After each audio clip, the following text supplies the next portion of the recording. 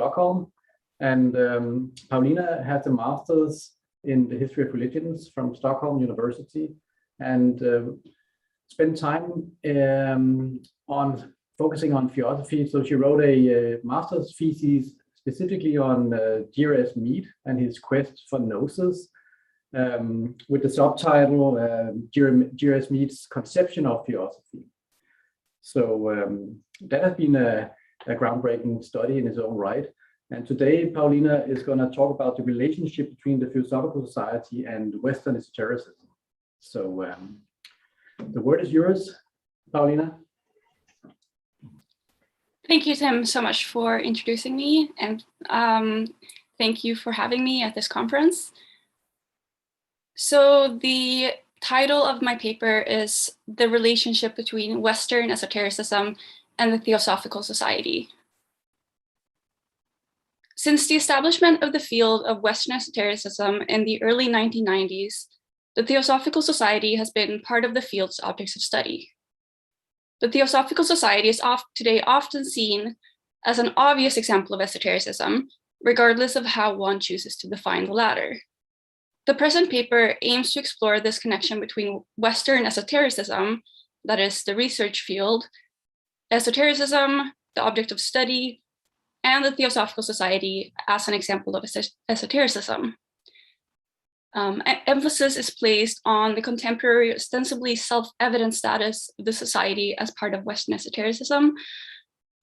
And the question I'm posing here is, how can we understand why scholars have come to conceive of Theosophy in this way?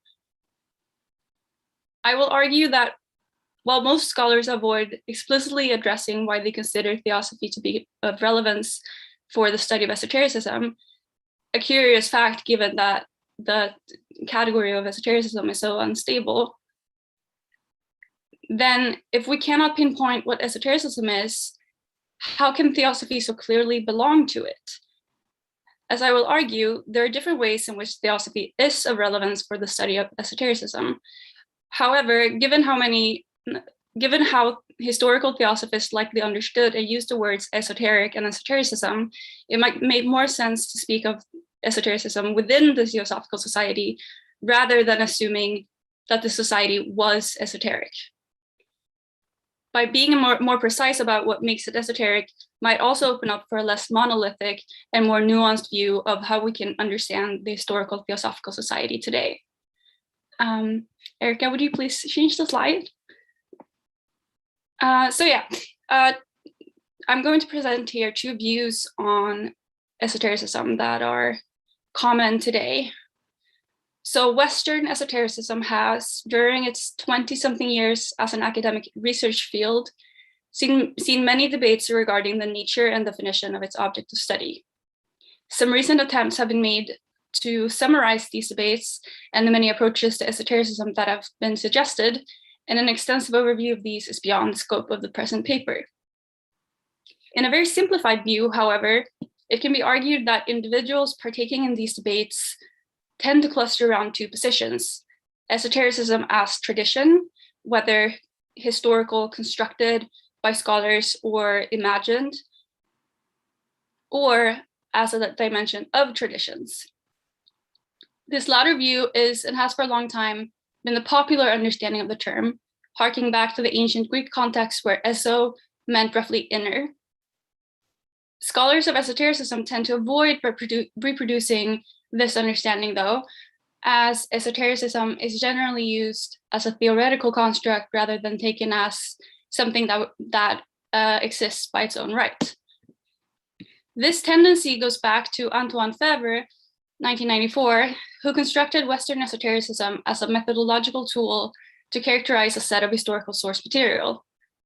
During the time that Faivre was writing the book, the popular understanding of esotericism dominated academia, with scholars approaching what Faivre came to view as Western esotericism in ways that he considered either too reductionistic or as essentialists.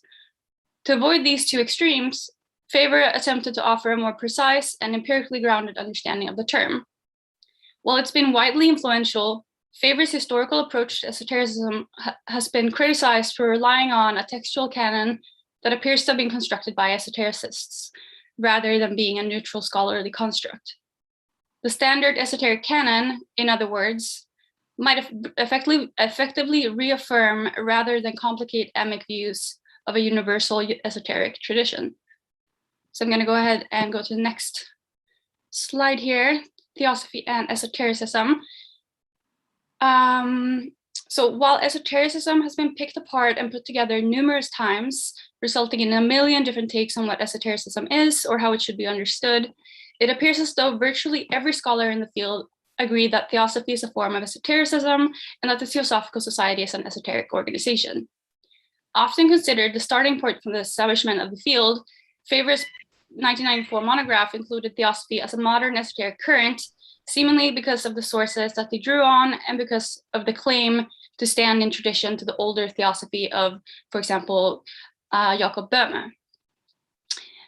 Though it might seem obvious that the Theosophical Society belonged to esotericism, very little has been written regarding the relationship between this movement and the term. In fact, when scholars refer to Theosophy as esoteric, most do not explain why they do. This brings me to the following question. Why do scholars today appear to take for granted that historical Theosophy constitutes a form of esotericism? To approach this question, I will survey two different approaches to both esotericism and the Theosophical Society from within the field of Western esotericism.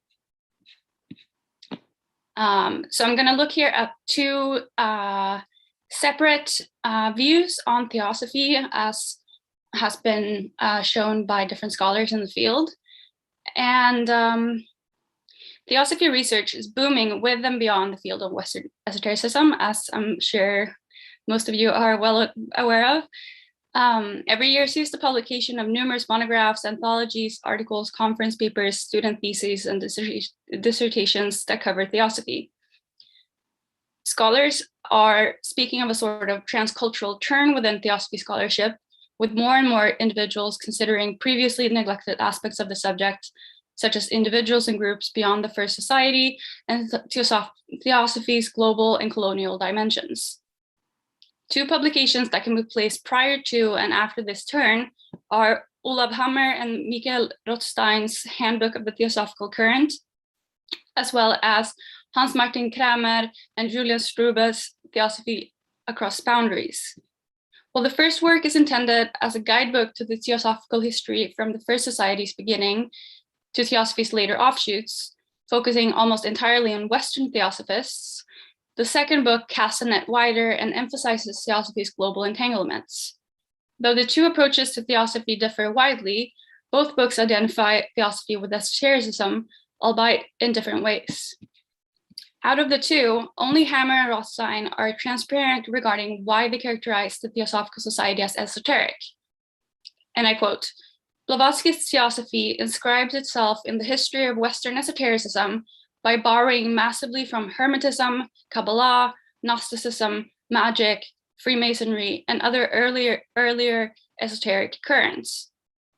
In other words, this work is organized around a Faivrean pre-understanding of esotericism, wherein the Theosophical Society are seen as a modern heir to a much older tradition that emerges in the West.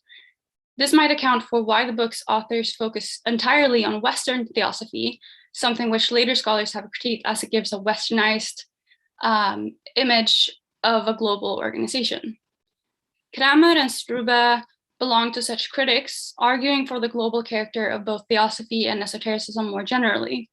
While they do not offer an explicit definition of esotericism itself, they locate the emergence of it to modernity and regard the Theosophical Society as perhaps, quote, the most relevant and instructive example, end quote, regarding esotericism's global character. In earlier publications, Strube has situated the emergence of the notion of an esoterisme occidental as the product of polemical identity formation within late 1800s occultist France. Similarly, I've argued for the construction of something akin to Western esotericism by G.R.S. Mead. In 1892, he urged Western Theosophists to study Western sources, and those were quotes. The quote, fragments of religion, philosophy, and mythology, which have been come down to us from the initiated ancients, and which, when not entirely suppressed, have been the most infamously misinterpreted, end quote. The sources that he lists largely mirror those of Faivre, which further problematizes the notion that Western esotericism is merely a theoretical construct. Strube also highlights the role of Theosophy in the production of this category, not least because Blavatsky appears to have borrowed her concept of occultism from the man responsible for coining the term, Eliphas Levi. It's noteworthy, however, that it is occultism that Blavatsky referred to in her early writings, not strictly esotericism, a term that enters her writing later. Strube has also brought attention to the role of Papy, who in early 1890s left Theosophy to form a counter-organization to the Theosophical Society. Papy, who viewed the Theosophical Society as a mouvement oriental dedicated to the study of esoteric Buddhism, disliked the Eastern turn that the society had taken. And in a nationalistic fervor, Papy formed the organization Groupe Indépendante d'études ésotériques, which would focus on French occultism and a perceived indigenous French or Western tradition. Seeing as Theosophy was considered to be an occultist group informed by Buddhist esotericism by Papy and others, the formation of this Western form of occultism and the notion of Western esoteric studies was largely created in response to the orientation of Theosophy. In other words, Papy's view of Theosophy gives us a clue as to how the Theosophical Society was conceived by others, which appears to be why Strube regards Theosophy as an esoteric organization. This is a strong case for how we might conceive of Theosophy in regards to esotericism. However, it is notable that Papy never explicitly characterized Theosophy as esoteric. Rather, he emphasized Theosophy's esoteric understanding of Buddhism. Moreover, it appears as though Levi, Papy, and other French occultists used the terms esoteric and occult together in a way that clearly constructs them as twin concepts. While Blavatsky was definitely informed by French understanding of occultism, I have not yet encountered the same type of conflation of the terms esotericism and occultism among theosophists. Rather, they appear to use the terms to denote related but distinct concepts that are joined together because they're both regarded as relevant for theosophy. The view that occultism and esotericism are two sides of the same coin is common among scholars today. This is evident when one considers the two anthologies under study, which all use the two concepts in this way. Since the Theosophical Society overtly positions itself as an occult society, evident, for instance, in how often the term was used in Theosophist writing, many assume that this must make them an esoteric society, whether one is following Faivre's definition of esotericism or not. However, as I hope to have shown, this view might not have been shared by Theosophists, as they appear to have used the term in different ways, where esotericism denoted something more specific than merely being seen as a synonym to occultism. To illustrate this point, I will again turn to Mead and present his view on occultism. Following Blavatsky, Mead sharply distinguished between the occult arts and the real occultism, and those were his words.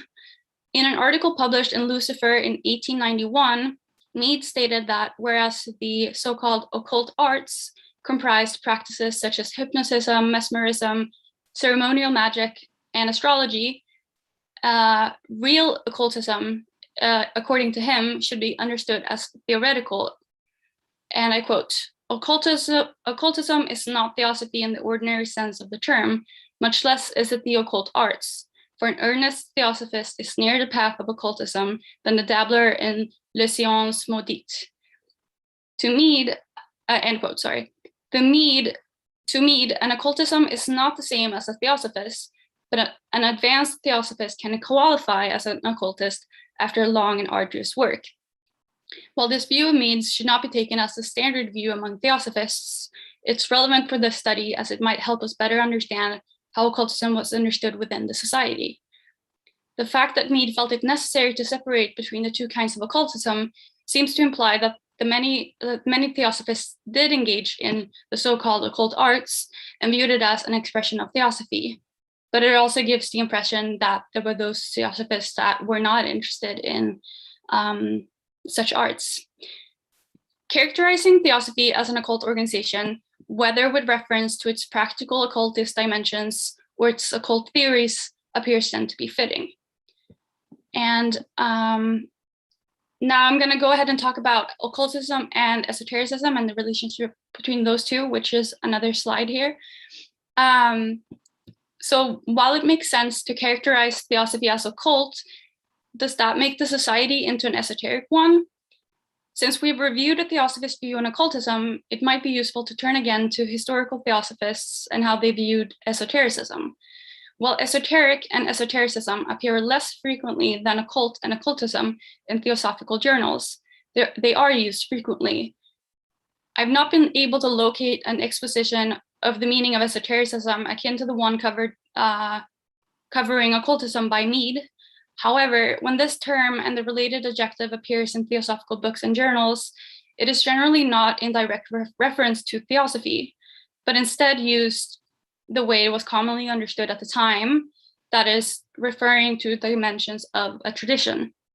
For this reason, we find many theosophists referring to esoteric dimensions within Christianity, Buddhism, and the Vedas, or references to esoteric knowledge, understood as a form of knowledge that was reserved for the few. This way of understanding esotericism as the interior side of any tradition, whether religious or philosophical, was also, until Faivre's successful monograph and the establishment of the field of Western esotericism, the dominant way of understanding esotericism, reflecting the etymological root of the word. Another clue as to how theosophists regarded the society in relation to esotericism can be found in the existence of the esoteric section associated with the Theosophical Society.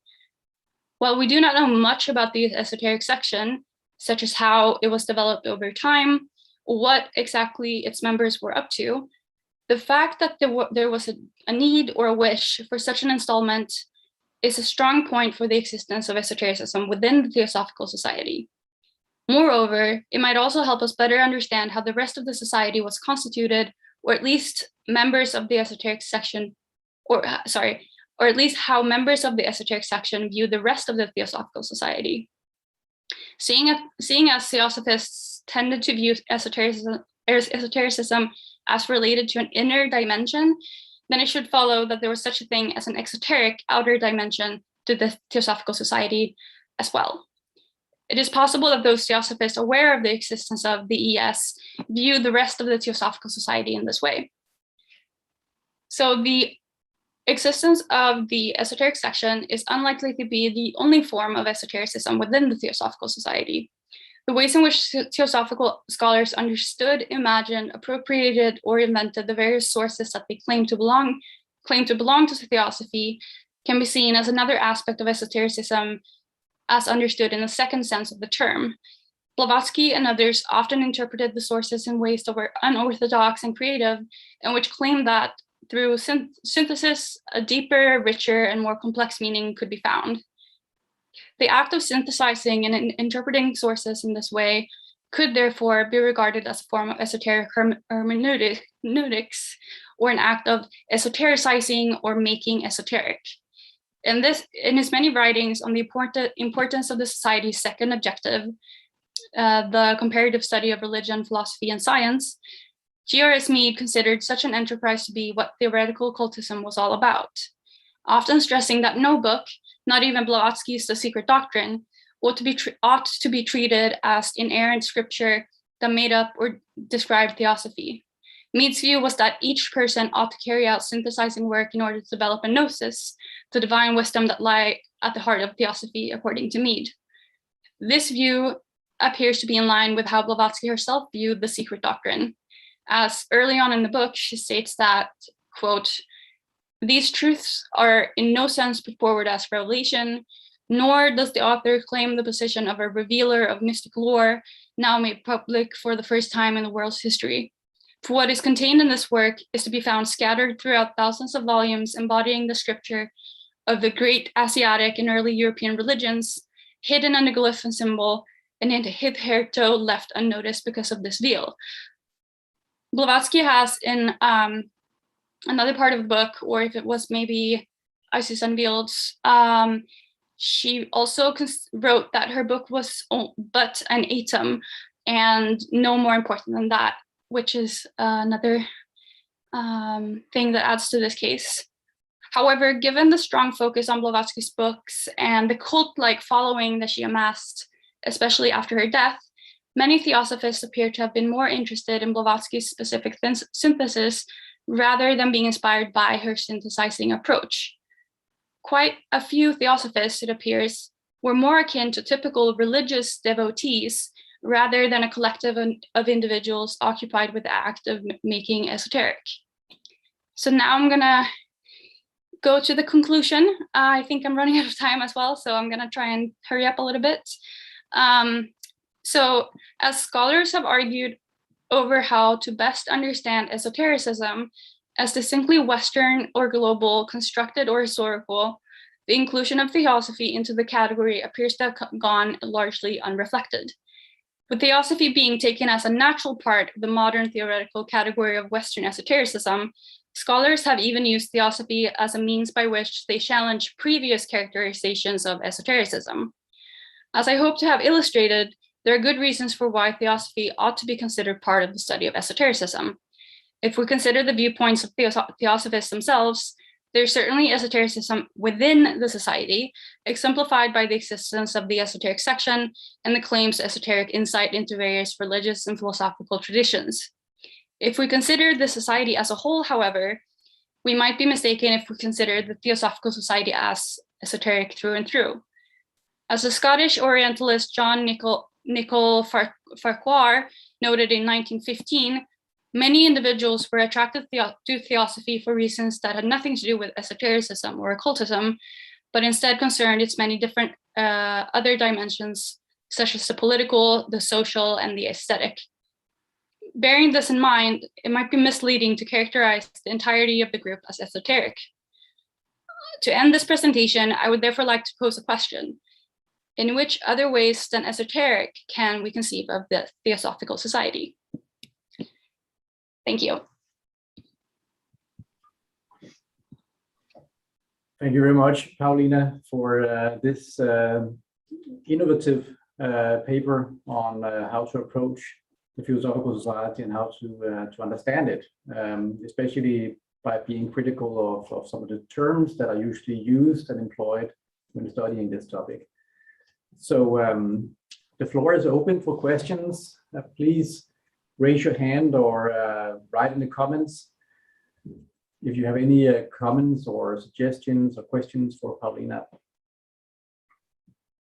In the meantime, I might just offer a comment in the extension of what Paulina has talked about, because I think I too think it's very important that we sometimes try to look outside the categories that we usually use. So when studying the Theosophical Society, of course, there is so much esotericism in it, as Paulina also mentions, and it has been kind of taken for granted. But I think if we really want to broaden the study of the Theosophical Society, the Theosophical movement in the future and now, we also have to look at all the other dimensions that actually exist there, like the social, the political, the cultural movement. And I think this is happening also when we see how much art has been entangled with the Theosophical Society and the development of art and innovation in art, but also in literature and music and spirituality more generally. Also in the sciences, so many entanglements. And people, of course, becoming members also for other reasons. So sometimes if we only use the category esotericism, we will only find esotericism, but we also need to be aware of all the other dimensions. So that's definitely interesting and important. So let's see, do we have some comments in the chat? Yeah, so Erica has a question for Paulina. Please go ahead. Yeah, yes, Paulina, thank you very much for such a interesting research and perspective you shared with us. I would like, first of all, to know if this paper of yours, the presentation today, are you planning to publish it somewhere? It has been published somewhere? This is the first question. My second question is, what is the category you inserted with Theosophical Society in your research? How do you categorize the Theosophical Society? Thank you, Erica. As for the first question, I haven't really considered it, but I do think that I might do something with this paper and maybe make it into an article or something similar. And then regarding the second question, let's see. So I would say that the way that I think of the Theosophical Society is exactly what I said in the paper, in terms of the fact that we can see that there is esotericism within the society, and we can probably think of Blavatsky as an esoteric thinker, and in many ways, there's esotericism as a construct sort of evolves with the Theosophical Society, but I think it's not right to characterize the entirety of the whole society and its members as esoteric. I think that might divert from the rest of the other dimensions that the Theosophical Society had. All right, thank you. Thank you for your answer, Paulina. So we also have Janet Lee with us. You have a question, Janet, or comment? I do, thank you. Thank you, Paulina. That was a very interesting paper, actually. I am from on a number of counts. I'm less interested in how esotericism or occultism is defined, although I obviously recognize that's an academic concern. But I think, to echo what Tim has said, you're touching on a number of things which haven't really been, I think, looked at. One is the social aspects that Faivre, for example, raised that you mentioned, why people join society and why people join society at particular times. And the other is the difference between the society's esoteric section and the rest of the society. So I think these are all areas that deserve much more scrutiny and papers on. So I just really wanted to say thank you, and thank you for raising all these points. Thank you so much. Yeah, I think there is work that has been done on the other dimensions, but just the fact that there are so many different reasons for why people join, I don't think there's been that much research into that aspect of the Theosophical Society. So we have a couple of more questions here. We have one from Brett. Brett has a comment. So please go ahead, Brett. Brett, where are you? I need to unmute you. Okay, I just found you. Yes. There you are. Thank you very much. And yeah, thank you, Paulina. It's very stimulating talk. You appreciated listening to it. Two quick things I just wanted to add to your conversation. And when discussing the esoteric section, it might be valuable to you to be aware that initially the name of that group of people was called the Eastern School of the Theosophical Society, was its initial name. And then towards the end of her life, it was changed to the esoteric section of Theosophy. So that connotation of school in the initial title, and it's changing to the section, there was a reason for that. And it might be worth you to explore that and trying to figure out what is esoteric in the Theosophical Society and how that group of people might have been esoteric. My second comment is on your discussion of putting occultism and esotericism together within the TS, and are they the same or are they different? Obviously, Blavatsky used the word occultism throughout her entire writing career, from starting with her very first article that she called her first occult shot, The Questions to Hroff, in 1875, and that two-part article that was published in The Spiritualist. And towards the end of her life, she also published an article that had this exact title to the similar comparison of your Mead discussion. She called it Occultism and the Occult Arts. published in Lucifer as well. And in that article, she actually very clearly, in her mind, defines what she considers occultism to be. It's a pretty specific definition, and so that would be worth looking at as well. And I would tentatively suggest that it is very similar definition to her use of the word occultism in that very first article in the Questions to Hurrah. I think there's a bridge there that she's connecting it. So thank you very much again. Thanks. Yeah, thank you, Brett. I just quickly, I was aware, or am aware, of the way that Blavatsky has written about occultism, but I haven't really come across her using occultism and esotericism, or occult and esoteric, interchangeably in a way that complicates the categories. But I was aware of that, and I think it would make sense to bring them into more attention the next time I rework this text. So thank you. So we have a comment from, I believe, from Marina in the chat here. So maybe it's more of a comment. Here's an interesting take on esoteric, exoteric dimensions. Gowri has written on this in search of Madame Blavatsky. So that's more of a comment. And then, yeah, and we also have Richard has raised a hand. So please go ahead, Richard.